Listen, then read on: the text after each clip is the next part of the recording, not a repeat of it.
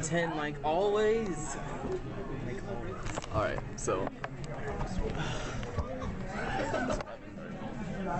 So, he wins another middle ground.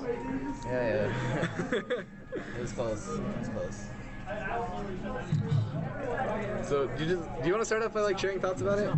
About the matchup or the tournament? The whole tournament. You can talk specifically about Grands, you can talk about Deci, you can talk about whoever gave you a hard time in bracket, or like how you felt about certain players. Oh, so I guess I can give my whole tournament. I went Mario every set until I got to Grands. Losers final. I saw the Mario.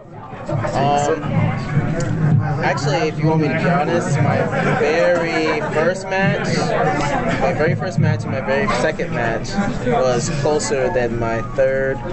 And okay, because the first one I played was Okra. He's Bayonetta. Okay. He destroyed me in the first stock, but I started getting a hold of like what he was doing, so I won that. Switched to Marv. Since he was pressing a lot of buttons, Marv was easier to deal with that instead of Sheik, so I played him. Second set, I was playing BM, and my shield wasn't working, so while I was playing Mario, he was like just hitting me with all the Lucina stuff, so I couldn't like air dodge any of his stuff. To be fair, like if you're taking 50%, even though like it was because you couldn't block, you can't just like John and be like, oh, my controller's in. It doesn't work. Yeah. Momo, he got better, but Mario Diddy is kind of interesting. I win. Shiny, really close. The only reason why I beat him was because he kept trying to like V reverse suck me into the thing, and I've normally been like going back to center stage, but since I knew he was gonna do that, I waited for him to jump, then move forward and then up smashed him. So it was like, wow. So I actually missed most of the bracket, to be honest. So were you coming from loser side or from winner side? Losers. Okay. So who knocked you out of winners? Deci. Deci knocked you out of winners in winners finals? Winners finals. I kept taking the first stock with Mario, but he kept clutching it out every time. So you went Sheik and Grands, and was there, what adaptations were you noticing from Deci, I guess? Like what, because I mean, he brought it to game 5 in set 2 even though you won the first set, so obviously something had to have changed there. Well, the first set was 3-2 as well. So what did he do like differently, and how did you react to that and change up your game as well? Okay, so I'll say first off, before, this is really complex, so I'll try to like say it at the very, very basic level.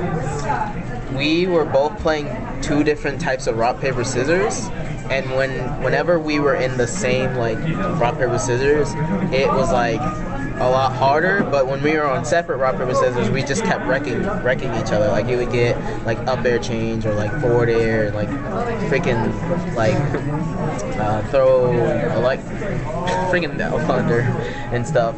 And that was just us going at it. But when we played FD, he was starting to play into my my rock, paper, scissors, so I think I had a little bit of advantage because he learned how to adapt to needles, and every time when I threw needles, he would throw L Thunder. L Thunder just, even if they trade, you always get more damage. So what he would do is he would trick me by blocking. He would always make sure he blocked the needles, and then when he was sure that he could hit me with the L Thunder, he would just throw it, and then he would gain so much momentum.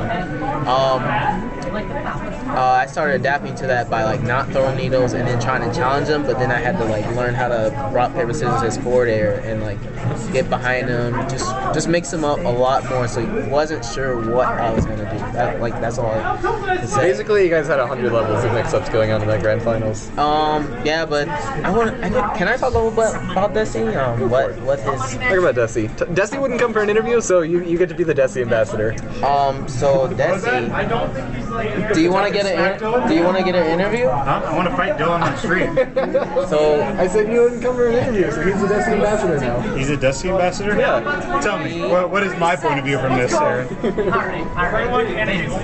Oh no, I wasn't gonna say. Ambassador. I'm not even saying your point of view. I was just saying what you were doing good and stuff. No, I mean do it for me. I don't want to interview. So I mean, I have a huge question. in general, Sheik versus Robin gets the flashback. I'm sorry, I don't mean to interrupt. Hey, I've got a question. Okay, so you drove have Zach here. Can Anthony drive me home and then you follow so Zach can drive my car back to my place and then you guys can drive from my place? I don't want to put myself at risk. I'm so tired. It's like a 10-minute detour, I promise. It's like an hour detour. To Coeur d'Alene, it's 10 No, minutes. like to get there, to drop him off, and then I have to drop Dylan off. I'm going home with Galen. You don't have to worry about me. I'm going home with Galen. You don't have to worry about Okay, me. you don't gotta worry about it. Okay. It'd be much appreciated. Okay, let me finish. I'll let you finish. So- but if you could, I'd be super grateful. Okay. So back to talking about why Deci is a good Robin. Yes. So the biggest thing No, I is asked. it's not the mind games that Deci is also enjoying. It's Okay. the way he tries to get backstage control and forces you into a mix-up. The biggest thing I was noticing was like, okay, if we fared and he knew I was gonna go back, he would do arc fire. And then I'd be stuck in shield. So then like, I have to block it or stay at my spot. So it's like, that sucked. So then let him get backstage control. And then the biggest thing that I like realized was when I was at kill percent, especially when he had rage, I could die earlier. But not only that, but sometimes he would play like this mind game where I wouldn't know whether he was gonna grab or whether he was gonna go for back air. And one time, instead of grab, because he's been grabbing me to checkmate all the time, he jumped in my face, jumped fade away back here, and I got hit, and I died, and I was like, okay, I need to change everything I'm doing here, because I'm getting wrecked by this mix-up. So I just like, I didn't care, I just ran away. Like I had to. Well, it works. But even then, he was still like, if I run away, he has all the stage, which means he has like, he can catch me, which he did before. So it's like, I don't know. There's no end to it. So basically what we hear is Deci is good. Taisa won the tournament. He's too good. I'm scared. Deci's got to come back sometime. Look at him. He wouldn't even do an interview, You but could ask me one question. Yeah. Ask him. What did you think? the generic interview question. All right. We had to make a game 10. It was the only way we could. So Yeah, that was fun. That was a ridiculously fun set. before you left, you said you were never going to play Robin against Taisa's Sheik ever again. And you come back and pick Robin against him and nearly beat him in Game 10 of Grand Finals. What changed in that mindset, or is it just because you've been playing Shinko? It's because when I went over to Seattle, I decided to stop playing the game. Like, man, but how could I stop playing when Robin is so fun? It doesn't even matter if I win anymore. I just want to play Robin. So I played Robin in tournaments. Like, oh, okay, I can just keep playing Smash. That's it. This is a once in a I don't really play Core much anymore. So he just wants to keep playing Smash. There you have it. Smash sucks. Smash sucks. Checkmate's broken. It is broken. It's a good move. Robin's broken. All right. Thank you for answering. One answer question. Thank you, Aaron. And that's going to conclude Middle Ground 9. Thank you, everyone, for tuning in. And that's the interview.